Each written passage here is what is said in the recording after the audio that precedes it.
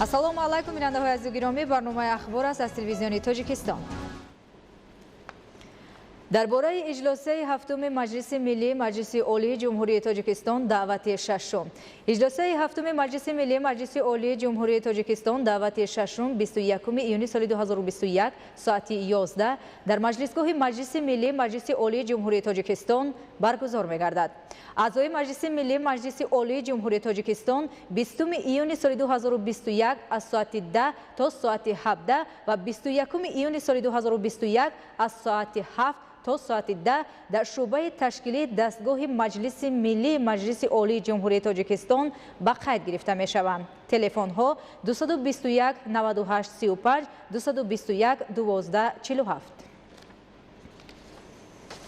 имрӯз раиси Маҷлиси Миллии Маҷлиси Олии Ҷумҳурии Тоҷикистон, раиси шаҳри Душанбе муҳтарам Рустами Эмомалӣ, президенти конфедератсияи велосипедронии Осиё ҷаноби Осама Ал-Шафаро ба ҳузур пазируфтанд.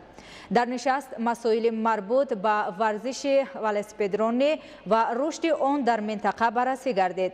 муҳтарам Рустами Эмомалӣ ташрифи меҳмони олиқадрро ба пойтахти кишвар шаҳри Душанбе хайрамақдам гуфта, вобаста ба рушди ин намуди соҳаи варзиш дар кишвар мубодилаи афкор намуданд. иброз гардид ки солҳои охир барои баргузории мусобиқаҳои сатҳи ҷаҳонӣ дар пойтахти мамлакат шаҳри Душанбе бо дастгириҳои пайвастаи асосгузори сулҳу ваҳдати миллӣ пешвои миллат президенти ҷумҳурии Тоҷикистон муҳтарам Эмомалӣ Раҳмон шароиту имконоти мувофиқ ва ҳам ҷавобгӯ ба талаботи ҷаҳонӣ фароҳам гардида дилхоҳ мусобиқаҳои байналмилалии варзиширо шаҳри Душанбе метавонад мизбонӣ намояд. дар ҷаёни мулоқот раиси шаҳри Душанбе муҳтарам Рустами Эмомалӣ баргузор намудани чемпионати Осиё оид ба велосипедронӣ дар қаламрави Тоҷикистон ва чорабинии дигари варзиширо таҳти унвони сайёҳат дар Тоҷикистон пешниҳод намуданд. ҷонибҳо ба мувофиқа омаданд ки чорабинии байналмилалии сайёҳат дар Тоҷикистон нимаи дуюми моҳи сентябри соли 2021 бахшида ба 30-солагии истиқлоли давлатии Тоҷикистон ва чемпионати Осиё оид ба велосипедронӣ баҳори соли 2022 дар шаҳри Душанбе баргузор гардад. ҳадафи баргузор намудани чорабиниҳои байналмилалӣ ин муаррифии дастовардҳои иқтисодӣ, иҷтимоӣ ва фарҳангии кишвар, пешниҳоди хатсайрҳои минтақавии сайёҳӣ, зебоиҳои табиати нотакрори ҷумҳурӣ маҳсуб мегардад.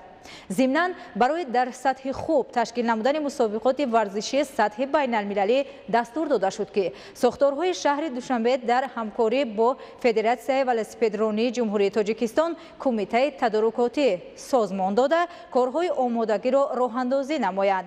раиси Маҷлиси Миллии Маҷлиси Олии Ҷумҳурии Тоҷикистон, раиси шаҳри Душанбе муҳтарам Рустами Эмомалӣ аз меҳмонон изҳори ташаккур намуда дар анҷоми нишаст ҳозиринро аз номи мақомоти иҷроияи ҳокимияти давлатии шаҳри Душанбе мӯътақид сохтанд ки ҷиҳати баргузории чорабиниҳои дар боло зикр гардида дастгирии ҳаматарафа ва бевосита пешниҳод месозанд. имрӯз таҳти раёсати сарвазири ҷумҳурии Тоҷикистон раиси шӯрои нозирони ҷамъияти саҳомии кушодаи нерӯгоҳи барқи оби Роғун Хоҳӣ Расулзода маҷлиси умумии солонаи саҳмдорони ҷамъияти саҳомии кушодаи нерӯгоҳи барқи оби Роғун баргузор гардид ки дар он 10 масъала мавриди баррасӣ қарор дода шуд. дар оғози маҷлис ҳисоботи солона, ҳисоботи муҳосибавӣ ва ҳисоботи комиссияи тафтишотӣ оид ба фаъолияти молиявии ҷамъияти саҳомии кушодаи нерӯгоҳи барқи оби Роғун барои соли 2020 шунида шуд ва хулосаи аудитории ҷамъияти мазкур барои соли 2020 пешниҳод гардид. дар маҷлис оид ба зиёд намудани сармояи оинномавии ҷамъияти саҳомии кушодаи нерӯгоҳи барқи оби Роғун ва ворид намудани тағйирот ба оинномаи ҷамъият қарорҳои дахлдор қабул карда шуд. ҳамчунин лоиҳаи қарордоди лоти 3 сохтмони иншооти соҳили рости нерӯгоҳи барқи оби Роғун байни фармоишгари сохтмони иншоот ҷамъияти саҳомии нерӯгоҳи барқи оби Роғун пудратчии генералии сохтмони нерӯгоҳи барқи оби Роғун аз рӯи лоти 3 ҷамъияти саҳомии кушодаи Тоҷик гидроэлектромонтаж маъқул дониста шуд. дар маҷлис аъзои шӯрои нозирон, комиссияи тафтишотӣ ва комиссияи ба ҳисобгирии ҷамъият интихоб гардида аудитори ҷамъияти саҳомии кушодаи нерӯгоҳи барқи оби Роғун барои соли 2021 ва подошпулии он тасдиқ карда шуд. بیانده گرامی برنامه اخبار را ادامه می‌دهیم. تأمین شرایط ارزنده زیست و کار و فعالیت از جمله نیکو احوال مردم همیشه در مد نظر رهبریت حکومت مملکت قرار داشته در این سمت پیوسته تدبیرهای مشخص عملی می شود با مقصد تنظیم و دسترسی به مشکلات اهالی به خطرهای هوایی. از جانب حکومت جمهوری تاجیکستان گروه کاری تشکیل شده در نقطه‌های فروش چیپته‌ها کارمندان ساختارهای قدرتی نظارت را از ساعت 8 صبح تا 18 پرزور می نمایند. گزارش خبرنگاران ما در این خصوص آماده شده است. боло бурдани некоҳолии мардум муҳайёсозии шароит барои ҳар як шаҳрванд ҳидоят ва роҳнамоиҳои пайвастаи роҳбарияти давлату ҳукумати ҷумҳурии тоҷикистон аст ки дар асоси дастуру супоришҳои мушаххас пеш гирифта мешаванд, аз ҷумла дар самти ба роҳ мондани хатсайрҳои ҳавоӣ ва рафту омади бемамнуияти шаҳрвандон ба хориҷи мамлакат. бо вуҷуди муҳайёсозии шароит ва бо дар назардошти мавқеи тоҷикистон алалхусус мутаъдилии вазъи эпидемиологӣ дар мамлакат ки сабаби асосии фаъол шудани тамосҳои ҳавоӣ гардид, бо айби миёнаравҳо ва ҳангомасозҳо шаҳрвандон дар баъзе ҳолатҳо ба мушкилӣ рӯбарӯ мегарданд ки ҳамаи ин сунъӣ ба вуҷуд оварда мешаванд, алалхусус дар самти фурӯш ва дастрас намудани чиптаҳои ҳавопаймоӣ. инак бо мақсади роҳ надодан ба болоравии нархҳои чиптаҳои хатсайрҳои ҳавоӣ дар парвозҳои байналмилалӣ гурӯҳи корӣ таъсис ёфта. аъзои он аз ҳисоби кормандони ниҳодҳои қудратӣ дар нуқтаҳои чиптафурӯшӣ назоратро пурзур мекунанд.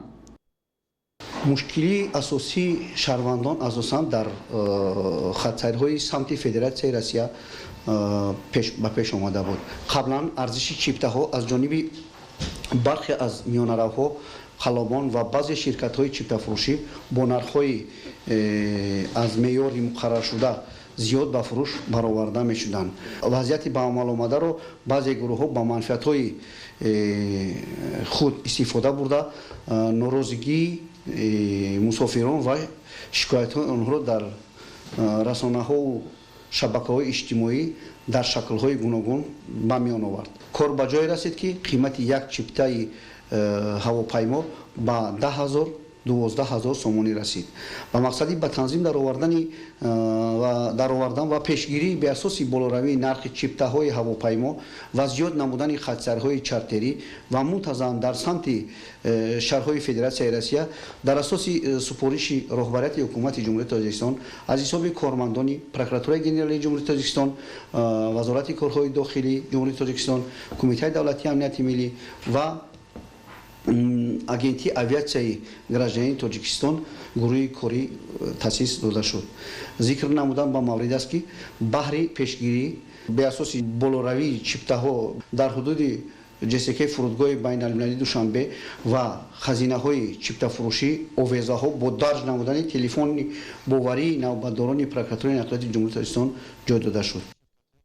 имрӯз дар мамлакат бо дар назардошти тавофуқоти дуҷониба ва шартномаҳои ҳамкорӣ дар баробари ширкатҳои ҳавопаймоии ватанӣ ҳамзамон 7 ширкати ҳавопаймоӣ ба Федератсияи Россия парвозҳо анҷом медиҳанд. дар ин робита бо дар назардошти қонеъсозии талаботи аҳолӣ барои истифода аз хизматрасониҳои парвозҳои ҳавоӣ дар фурӯши чиптаҳо нархи муайян, яъне $500 Иёлоти Муттаҳидаи Амрико барои парвозҳои чартерӣ мутаносибан 5670 сомонӣ муқаррар гардидааст. риояи чунин арзиш дар тамоми ширкатҳои ҳавопаймоӣ ва нуқтаҳои чиптафурӯшӣ ҳатмӣ буда. шаҳрвандон низ дар навбати худ бояд масъулиятшинос бошанд ва ҳангоми харид ҳатман чек ё худ хати арзиши расмиро талаб намоянд. ман Қурбонов Бобишо аз шаҳри Роғун 16 июн омадам 6 та билет гирифтам ба Федератсияи Россия. нархашон 5700 то Новосибир, а Новосибир 2320 сомон то шаҳри Якутия. яъне ду парвоз аввалӣ мешавад. ҳангоми фурӯши чиптаҳо ҳамзамон фаъолнокии ноайёни миёнаравҳо эҳсос мешавад ки дар аксар ҳолат боиси болоравии арзиши аслӣ мегардад. дар ин робита намояндагони ширкатҳои ҳавопаймоӣ ва ниҳодҳои марбута аз шаҳрвандон хоҳиш менамоянд ки аз пешниҳод ё худ хизматрасониҳои миёнаравҳо истифода набаранд. ҳангоми мушоҳидаи гурӯҳи эҷодӣ аён гардид ки нуқтаҳои чиптафурӯшӣ бо сабаби пурра банд гардидани хатсайрҳо дар моҳи июн фурӯши чиптаҳои ҳавопаймоиро барои моҳҳои июл ва август шурӯъ намуданд. дари баъзе чиптафурӯшон бошад комилан баста аст. имрӯз аз зарурат ва хоҳиши шаҳрвандон истифода намуда миёнаравҳо дар аксар ҳолат арзиши аслии чиптаҳои ҳавопаймоҳоро бо ҳангома боло мебаранд ки боиси ташвиши муштариён гардидааст. با وجود فعالیت نقطه‌های چیپتافروشی در شهر و ناحیه‌های مملکت و شرکت‌های هواپیمایی عمل کننده، گروه‌های عمل می‌کنند که بیرون از حدود جمهوری تاجیکستان نیز با فرمایش و فروش چیپته‌های هواپیمایی مشغول می‌گردند. این عامل نیز باعث تو اندازه بالا بردن نرخ می‌گردد. гарчанде ки ширкатҳои ҳавопаймоии федератсияи россия ки дар ҷумҳурии тоҷикистон ба мусофиркашонӣ машғул ҳастанд дар назди агентии авиатсия муваззаф гардида буданд ки нархи чиптаро аз 5700 сомонӣ мутаносибан ба $500 амрикоӣ зиёд намекунанд, лекин санҷишҳои гузаронадаи гурӯҳи корӣ муайян кард ки имрӯз дар баъзе аз нуқтаҳои чиптафурӯшӣ ҳолатҳои аз меъёри муқаррар шудан, яъне 5700 сомонӣ зиёд фурӯши чиптаҳо ошкор карда шуд. Сабаби баланд шудани арзи чиптаро дар он мебинем ки ҳамкории байни ширкати ҳавопаймоӣ ва агентҳо нуқтаҳои чиптафурӯшӣ нағз ба роҳ монда нашудааст. Инҳо вақте ки шартнома мебанданд байни худ нуқтаҳои чиптафурӯшӣ бо ширкати ҳавопаймоӣ ҳавои иҷозати фурӯши билета доранд, билет чипта доранд, дар ҳамон ҷо бояд дар асоси пешниҳодҳои мақомоти авиатсияи раҷданӣ, дар асоси қарорҳои ҳукумати ҷумҳурии тоҷикистон ёки дигар дастурҳо бояд нархи чипта аҳамин баланд бояд набошад. дар робита ба пешгирии болоравии сунъии арзиши чиптаҳои ҳавопаймоӣ имрӯз дар назди тамоми нуқтаҳои чиптафурӯшӣ телефонҳои тамос гузошта шуда назоратчиҳо аз ҳисоби кормандони сохторҳои қудратӣ ва тафтишотӣ вобаста гардиданд. дар ин робита шаҳрвандон низ барои поймол нагардидани ҳуқуқҳои худ бояд зираку масъулиятшинос бошанд, зеро сарфи назар аз андешидани тадбирҳо дар ин самт нафарони манфиатҷӯ ба корҳои ғайриқонунӣ даст мезананд. барои пешгирии чунин ҳолатҳо аллакай намояндагони расмӣ ва корбарони ширкатҳои ҳавопаймоие ки дар ҷумҳурии тоҷикистон амал мекунанд дар ҷаласаҳои гурӯҳҳои корӣ огоҳонида шуда ваколат гирифтанд ки ҳангоми ошкор шудани чунин ҳолатҳо шартнома бо ширкатҳои чиптафурӯшии вайронкунандаи муқаррарот қатъ гардида нисбат ба онҳо чораҳои қатъӣ андешида мешаванд. вобаста ба ин минбаъд фаъолияти нуқтаҳои фурӯши чиптаҳои ҳавопаймоҳо таҳти назорати пайваста қарор мегирад ва вайронкунандагони муқаррарот ё худ сунъӣ болобарандагони арзиши аслии чиптаҳо ба ҷавобгарӣ кашида мешаванд. фахриддини муҳаммад Юсуф бо удуристам ахбор. идомаи ахбор. дар ноҳияи Мир Саид Алии Ҳамадонӣ барои оқилонаю самаранок истифода бурдани замини корами обӣ имсол кишоварзон иқдом гирифтанд ки майдони кишти такрориро дар ҳама шаклҳои хоҷагидорӣ нисбат ба нақша беш аз 300 гектар зиёд намоянд. гузориш дар ин хусус.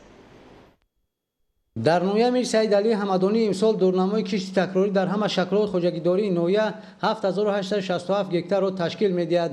барои оқилонаю самаранок истифода бурдани ҳар як қида замини корами обӣ ва афзун намудани ҳаҷми истеҳсоли маҷмӯи маҳсулот кишоварзони ноҳия ният доранд ки майдони кишти такрориро ба 8200 гектар, яъне илова ба дурнамо 330 гектар зиёд намоянд. бо ин мақсад дар бахши хоҷагиҳои деҳқонӣ ва аҳолӣ то имрӯз аз 847 гектар майдони кишти шолӣ дар майдони қариб 400 гектар, аз 1708 гектар майдони ҷувори маккаи дон дар майдони 500 гектар, аз 380 гектар полезӣ дар майдони 30 гектар, аз 610 гектар зироати ғалалубёгӣ аз ҷумла 1491 гектар мош дар майдони 150 гектар ва аз 942 гектар кишти такрории сабзавот дар майдони зиёда аз 20 гектар кишт гузаронида шудааст. дар ҳама деҳоти ноҳия бо риояи тадбирҳои агротехникӣ ва тавсеяи мутахассисони соҳа кишти такрорӣ бо маром идома дорад. дар ҷамъияти деҳоти Панҷрӯд, Қаҳрамон ва меҳнатободи ноҳия ки аҳли заҳмат ҳар сол ба сифати кишти такрории ҷувори маккаи дон, ғалалубёгӣ, сабзавот ва шолӣ кишт менамоянд, имсол низ кишоварзон ҳосили ба дастомадаи ғалла, пиёзу картошка ва сабзавоти барвақтиро беталаф ҷамъоварӣ карда аллакай беш аз 50% нақшаи дурнамо кишти такрориро анҷом доданд. барои дар ин мавсим мувофиқ ба талабот ба оби полезӣ таъмин намудани хоҷагиҳо, кормандони идораи давлатии беҳдошти замин ва обёрии ноҳия дар якҷоягӣ бо ассотсиатсияи истифодабарандагони оби ҷамъиятҳои деҳот нақшаи шартномаро бо хоҷагиҳо таҳия намуда дар асоси он фаъолияташонро ба роҳ монданд. ба андешаи масъулин айни замон интиқоли оби полезӣ ба ҳар як деҳот мувофиқи меъёр сурат мегирад ва деҳқонон имкон доранд ки аз кишти хушсифат ва истифодаи саривақтии об аз зироатҳои кишти такрорӣ низ ҳосили дилхоҳ ба даст оранд. дар заминаи шароиту имконоти мавҷуда баробари таъмини бозорҳои мамлакат бо меваҳои шаҳдбор содироти он ба хориҷи мамлакат ба роҳ монда мешавад. имсол дар баробари сабзавоти тару тоза меваҳо низ аз қабили олӯ, зардолу ва гелос ба хориҷи мамлакат содирот гардид. гузориши Муҳаммадалӣ Сафар ва Хуршеди Саидаҳмад. صادرات میوه‌های شهردار و وضعیت اکولوژی تازه کشور در زمینه امکانات‌های موجود امسال هم از ولایت‌های سوخت و ختلان صورت گرفت که این شب و روز جمع‌آوری حاصل در خوجگی‌های باغپرور ادامه دارد. حاصل فراوان زردآلو، گیلاس و آلو در شهر نویاهای ولایت سوخت امکان فراهم آورد که در برابر تامین بازارهای داخلی اینچنین صادرات نمایند. در عین زمان صاحبکاران تاجیک از مملکت طبق شرطنامه‌های همکاری با خوجگی‌های باغپرور 10 تن زردآلو و آلو که در بازارهای شهر و ولایت طلبات روزافزون دارند صادرات و به فروش گذاشتند. تشکیل مرکزهای بزرگ سودا و بازارها امکانات فراهم آورده است که صاحبکاران تاجیک در شرایط مساعد محصولات وارد نموده را نگهداری نموده میوه‌های تر و تازه و شهردار را به ساکنان و نمایندگان خلق و ملت‌ها برای فروش پیشنهاد نمایند. همه سال صاحبکاران از جمهوری تاجیکستان نامگوی میوه‌های از جهت اکولوژی خوب و سلامتی فایده‌آور را در شکل خوش و تر و تازه صادرات می‌کنند که طلبات به آنها خیلی زیاد است. زیاده از 800 تن زردآلو و آلوها تا امروز صادرات شده است و دوام دارد. در این دوام این کارها ما پیاز، گیلاس و دیگر چیزهایی که صادرات کرده میشوند آوردیم. از شهر و نویاهای ولایت ختلان نیز در دایره شرایط امکانات موجوده و با نظرداشت فراوانی حاصل باغ‌ها و نامگوی میوه‌های زودرس از جمله آلو و زردآلو صادرات کرده شد. فراهم آوردن امکانات صادراتی برای باغپروران سودآور است و بر رشد منبع فعالیت خوجگیداری نیز مساعدت نموده میوه‌های شهردار مملکت در خارج معرفی کرده می‌شوند. زردآلوی آلو و گیلاس تاجیکستان از قبیل میوه‌های سرخریدار به شمار می‌رود که صاحبکاران صادرات آن را بیش از پیش زیاد می‌نمایند. افزون نمودن حجم صادرات نامگوی میوه‌ها از فراوانی حاصل امسال باغ‌های موجوده در شهر نویاهای مملکت بشارت می‌دهد که در این زمینه سطح زندگی باغپروران و خوجگیداران نیز طرح بلند خواهد شد. محمد علی سفر، خورشید سعید احمد برای برنامه اخبار.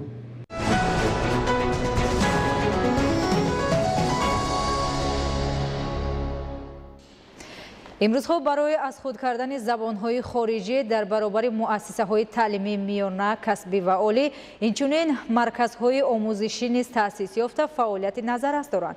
یکی از آنها مرکز آموزشی لیوکن در ناحیه فردوسی شهر دوشنبه می باشد که ضمن همایش وسیع امکانیت‌های فراهم شده آن برای زبان آموزی و فن‌های دقیق معرفی کرده شد.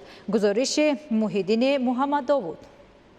رشد و تکمیل نظام تعلیم در ساحه معارف در محور سیاست پیشگرفته رهبریت عالی دولت و حکومت مملکت و رهبریت شهر دوشنبه قرار داشته در این سمت چاره‌های مهم و سریع عملی کرده می‌شوند و همسالت ده‌ها انشاءات نو و زمانوی مورد بهره برداری قرار می‌گیرند. در دایره شریکی دولت با بخش خصوصی وابسته به طلبات زمان، مؤسسه‌های تعلیمی خصوصی و مرکزهای آموزشی نیز تأسیس داده می‌شوند. نمونه روشن آن مرکز آموزشی لیوکن میباشد که با مقصد فرا گرفتن خوانندگان با آموزش زبانهای خارجی و فنهای طبیعت شناسی و دقیق تأسیس یافته است. این مرکز با تازگی فعالیت خود را آغاز نموده دارای شرایط ضروری برای آموزش زبانهای خارجی و فنهای طبیعت شناسی و دقیق می باشد. ضمن یک همایش با اشتراک داوطلبان مرکز و والدین آنها امکانات‌های تعلیمی و آموزشی مرکز معرفی گردید. طور اطلاع داده شد مرکز مذکور در زمینه اعلان گردیدن 20 ساله آموزش و رشد فنهای طبیعت شناسی دقیق و ریاضی در ساحه علم و معارف سالهای 2020-2040 که از سیاست معارف پرورانه پیشوای ملت محترم امام علی رحمان سرچشمه میگیرد بنیاد گردیده است. موافق اطلاع مسئولان عین زمان در مرکز آموزشی لیوکن امکان است که تا 100 نفر در یک بست به تعلیم فرا گرفته شوند. روند آموزش از جانب آموزگاران صاحب تجربه که دانندگان خوبی زبانهای خارجی از جمله روسی و انگلیسی میباشند به راه مانده شده است. مرکز آموزشی ما آموزش فنهای دقیق را با 3 زبان به راه ماندیم. طلبگان از صنف 5 تا صنف 11 جلب کرده می شود. در آنها زبانهای انگلیسی، زبانهای روسی، زبانهای آلمانی، زبانهای خیتایی و دیگر زبانها را ما می‌آموزانیم. اساساً در مرکز برنامه‌های آموزشی با اصول‌های خاصه تعلیم آموزانده می‌شوند. یکی از برتری‌های اساسی این مرکز آموزشی در آن است که بعد یک ماه تحصیل اشتراکچیان کورس‌های آموزشی امتحان می‌سپارند. در صورت بهای غیر قناعت بخش خواننده یک ماه دیگر تکراراً برای آموزش به طور رایگان فرا گرفته می‌شود. در مرکز برای آماده کردن داوطلبان به امتحان‌های مرکزانیده داخلشوی با مؤسسه‌های عالی تعلیمی و کالج آموزشگاه‌ها نیز شرایط ضروری فراهم آورده شده است. هدف مؤسسان مرکز آموزاندن خواهشمندان برای از خود کردن زبانهای خارجی و فنهای طبیعت شناسی دقیق و ریاضی می باشد تا نسل نورس و جوان دانندگان خوبی زبانهای خارجی باشند و در آینده برای پیشرفت و شکوفایی کشور با دانش و ملکه بلند خود سهم گذارند. масъулон ва иттифоқҳои касабаи кормандони соҳаи маорифи раёсати маорифи вилояти Хатлон мақсад доранд давоми таътил барои ба истироҳати тобистона фаро гирифтани кӯдакону наврасони хоҳишмандро ба лагерҳои истироҳатӣ берун аз шаҳрӣ, фароғатӣ ва солимгардонӣ тадбирҳо андешанд. Гузориши Абдурозиқи Азиз аз вилояти Хатлон. роҷеъ ба ташкили истироҳати тобистонаи кӯдакон ва наврасон дар соли 2021 қарори ҳукумати ҷумҳурии Тоҷикистон ба тасвиб расида. Дар заминаи он раёсати маорифи мақомоти иҷроияи ҳокимияти давлатии вилояти Хатлон низ иқдомҳои фарогирии хонандагонро ба истироҳатгоҳҳои тобистона, лагерҳои фароғатӣ, муассисаҳои солимгардонӣ ва майдончаҳои солимгардонӣ назди муассисаҳои таълимӣ аллакай роҳандозӣ карданд. тибқи нақшаи инобат кардашуда дар ҳама шаҳру ноҳияҳои вилояти Хатлон барои ташкили самараноки истироҳати тобистона ва солимгардонии кӯдакону наврасон дар истироҳатгоҳу фароғатгоҳҳо тадбирҳои зарурӣ роҳандозӣ гардиданд. дар соли 2021 дар шаҳру ноҳияи вилояти Хатлон 173320 нафар кӯдакону наврасон ба истироҳат фаро гирифта мешаванд. дар сатҳи вилоят 5 номгир истироҳатгоҳи назди мактабӣ, фароғатии таълимӣ, варзиши беҳдоштӣ, истироҳати меҳнатӣ ва берунашарӣ фаъолият менамоянд. باید قید کرد که تا امروز در سطح ولایت 5 استراگاه برنشری در حال آماده باش قرار دارد. соли гузашта хонандагон имкони истироҳату фароғат надоштанд. имсол ба мушоҳида мерасад ки падару модарони хоҳишманд ҷиҳати сафарбар намудани фарзандонашон ба лагерҳои берун аз шаҳрӣ, истироҳатгоҳҳо ва дигар мавзеъҳои фароғатӣ маблағгузорӣ мекунанд. дар ноҳияи Носири Хусрав иттилоъ доданд ки корҳои сохту соз, таъмиру барқароркунӣ, муҷаҳҳазгардонии биноҳо, майдончаҳои варзишӣ ва ҳавзҳои оббозӣ ба анҷом расонида шуда дар ҳудуди истироҳатгоҳҳо иқдомҳои кабудизоркунӣ ба сомон расонида шуданд. با دستگیری مقامات اجرایی حکومت دولتی ناحیه نوسری خسرو مسئولین شعبه معارف راجع به این مسئله علاقه نقشه چاله‌بینی ها را عملی کردند. این حال ما در مؤسسه‌های رقم 1 رقم 18 12 22 تشکیل نموده و در نقشه چاله‌بینی تشکیل کرده شده و بیرون از شهر نیز خوانندگان را به لاگرهای استراحتی روان می‌کنیم. در لاگری ورزا مومین‌آباد برای موسم امسال زیاده 10000 ما مبلغ‌گذاری کردیم. اکنون از چنین امکانیت خواننده‌های مکتب بچگان ناحیه نصر خسرو جلب کرده می‌شود. در ناحیه خراسان نیز بخش معارف برای جلب مکتب بچگان به استراحتگاه‌های بیرون از شهری، ورزشی و سالمگردانی و میدانچه‌های نزد مکتبی راهخطها تهیه نموده. ابتدا به کودکان یتیم و بی‌پرستار، کودکان از عائله‌های نیازمند، خوانندگان بالیاقت و فرزندان کارمندان ساحه کشاورزی تامین خواهند کرد. از امروز آغاز کرده در مرکز ناحیه 19 نفر آموزگاران مسائل تعلیمی ناحیه از طرف USAID آموزانده شده هستند برای آمادگی به استراحت تابستان. اهل معارف ناحیه خراسان در همکاری با اتفاق کسبه کارمندان ساحه معارف به نقشه گرفتند که اجرای قرار مذکور را در مورد جلب خوانندگان به استراحتگاه‌های بیرون از شهری تحت نظارت خویش قرار بدهند. بیننده های گرامی چنین بودن خبرهای برای این ساعت آماده شده. سلامت باشید.